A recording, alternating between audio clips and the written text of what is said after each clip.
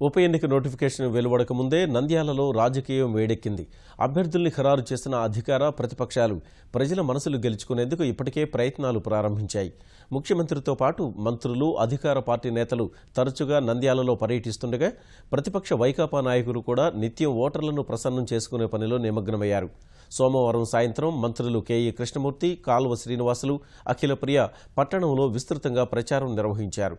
ప్రభుత్వం చేస్తున్న అభివృద్ధిని ప్రజలకు వివరిస్తూ భూమా కుటుంబానికి అండగా నిలవాలని, బ్రహ్మానందరెడ్డిని భారీ ఆధిక్యంతో గెలిపించాలని కోరారు. వైకాపా అభ్యర్థి శిల్పా మోహన్ రెడ్డి పరాజయం ఖాయమని జోస్యం చెప్పిన మంత్రి కాలువ శ్రీనివాసులు 2019లో వైకాపాకు ధరావతు కూడా దక్కదని, నంద్యాల నుంచే వైకాపా పతనానికి బీజం పడుతుందని వ్యాఖ్యానించారు. పాదయాత్ర చేస్తూ జగన్ కోర్టుకు ఎలా హాజరవుతారని కెఈ కృష్ణమూర్తి ప్రశ్నించారు. పార్టీకి బలం కార్యకర్తలేనని, అందరి సహకారంతో నంద్యాలలో విజయం సాధిస్తామని అఖిలప్రియ ధీమా వ్యక్తం చేశారు.